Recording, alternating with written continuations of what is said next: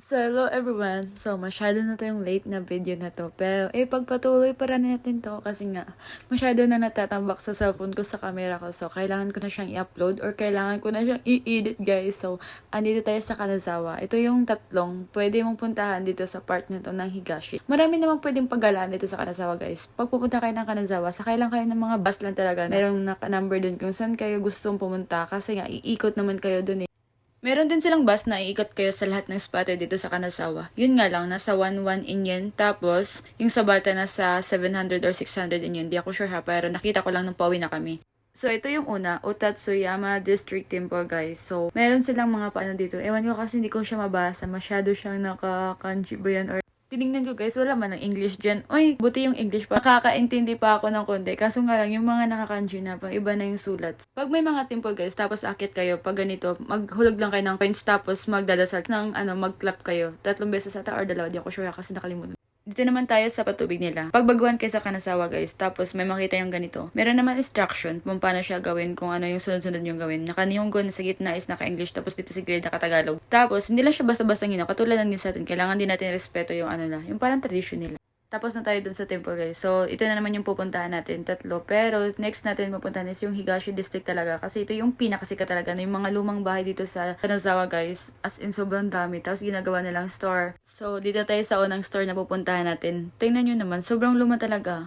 Alam nyo ba, mas maganda dito pag gabi kasi yung mga lights ng mga nila, sobrang nakaka-amaze. Pag dito kayo pupunta, wala kayong pwedeng kainin dito lahat ng benta nila. Kundi mga tinapay, mga cake. Ang pinaka-the best talaga ng mga binibenta nila dito. Ice cream nga with gold. Tapos yung mga coffee, ganun lang. Yung mga talaga. Yun talaga yung pinaka talaga dito na dinadayo sa Higashi.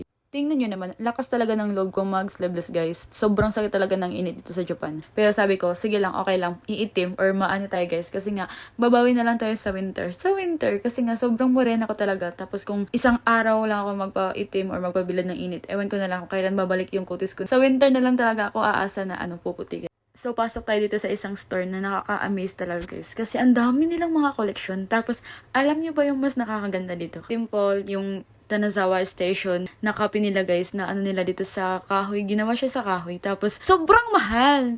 Yun naman yung mga collection nila, guys. Yan, parang mga bulaklak lang siya. Tapos, meron din niyang suklay na ginawa lang siya sa kahoy na sobrang liit talaga. Tapos, ang mahal niya. Tapos, yung mga basa talaga na, nakaabot ng dalawang lapad kahit sobrang liit. Tapos, yung mga ganyan na mga lang. Liit-liit lang yan, pero ang mahal ng presyo niya. As in talaga, talaga. Pang collection talaga dito, guys. Meron din silang mga rilong collection dito, guys, na hindi mo siya makikita kahit saan. Siguro dito lang kasi iba yung niya, iba yung style niya. Yung mga Rolex, wala lang yan. Kasi dito parang pangluma, parang naka-vintage talaga. Dito naman tayo sa mga baso or itong ganitong mga kahoy na sobrang mahal. Tingnan nyo naman, 2 lapad, ganyan lang, kahoy lang yan. Tapos, ewan ko anong meron sa kahoy niyan, ba't ang mahal? As in, hindi ako tumitingin sa kung anong ganda ng design nila. Tumitingin ako sa presyo. Kasi nga, ba't ang mahal ng, ng price nila na sobrang sabagay, kasi nga sa atin pag may jersey tayo na pinapaano or mga collection galing sa mga artista, di ba binibenta natin kay Bastoy na medyo may price. So, hindi na tayo magtataka kung sobrang liit nito. Tapos,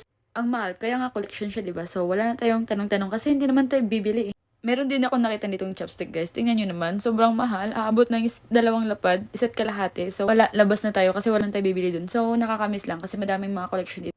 So, ito na yung sinasabi nilang Higashi Chaya District, guys. Ito yung mga lumang bahay talaga. Tingnan nyo naman. So, pag may makikita kayo ng mga ibang mga post, dito yan sa Kanazawa lang yan. Sa mga lumang bahay. Pero dito sa Japan, guys, alam nyo ba yung parang dinadayo talaga ng mga spotted? Yung mga lumang bahay talaga. Isa na din tong sa Kanazawa.